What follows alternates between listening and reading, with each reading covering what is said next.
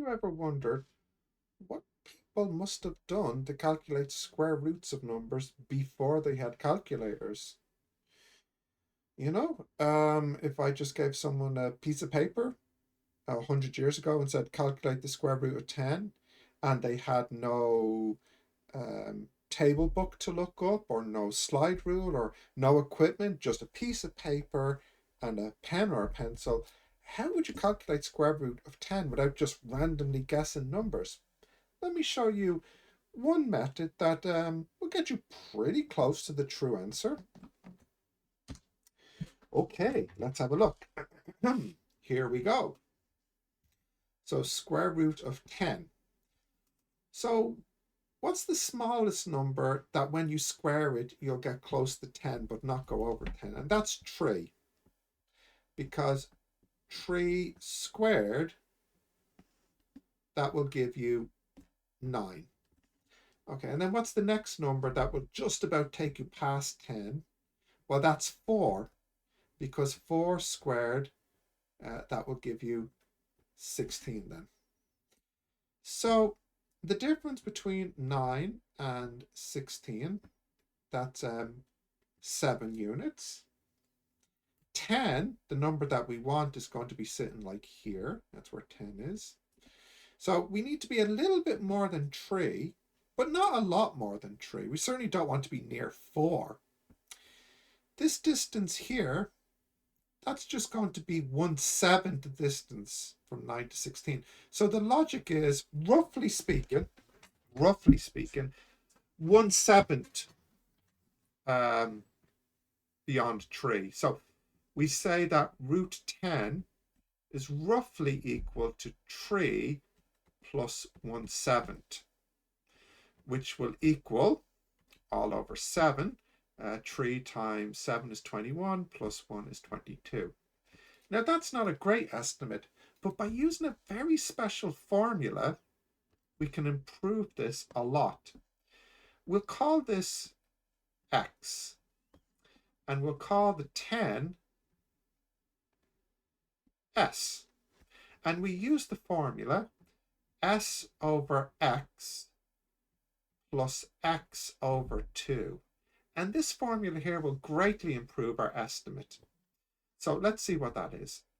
That's 10 over 22 over 7 plus 22 over 7 all over 2. Bring the 7 up to the top here.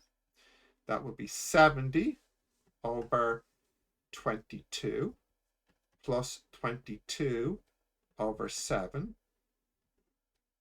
all over 2. Now we can clean this up a little bit. We can make the numbers a little bit smaller. So that will be 35 over 11 divided above and below by 2 plus 22 over 7 all over 2. Okay, so we'll have to go with a common denominator. We've no choice about it. It has to be 77. 11 times 7. And then it'll be 35 times 7, which I'll have to write here, plus 22 times 11. Well, in a previous video, I showed you a trick for calculating 22 times 11. You just add the 2's together and stick it in the middle. So 242. Unfortunately, 35 times 7, I'll just have to do it out the old-fashioned way. That's 35. And 7 times 3 is 21, plus the 3 is 24. So that's 245. Okay. Let's see, 5 and 2, that's 7. 4 and 4 is 8. 2 and 2 is 4 over 77 all over 2. I can bring the 2 up to the top. So that's 487 over, and then 77 times 2, that's 154. So this here is my estimate of root 10. I'm going to check what that is. 487 divided by 154. So that is 3.1623337 662. And when I type in root 10 on my calculator, I get 3.16227766. So how much of an error was that? Let's see.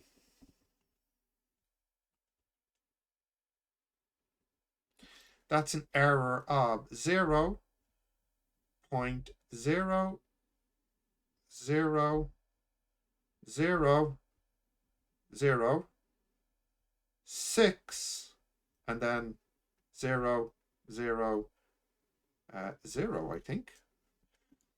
Because if you compare, they match 1, 2, 3, 4, and then there's a tiny deviation here.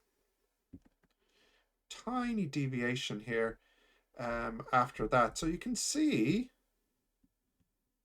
it matches very well. It matches perfectly for 3 decimal places. So that's going to be good enough for a lot of applications, I would think. So that's how you would calculate the root of any number using a piece of paper and a pen or a pencil, and that is all.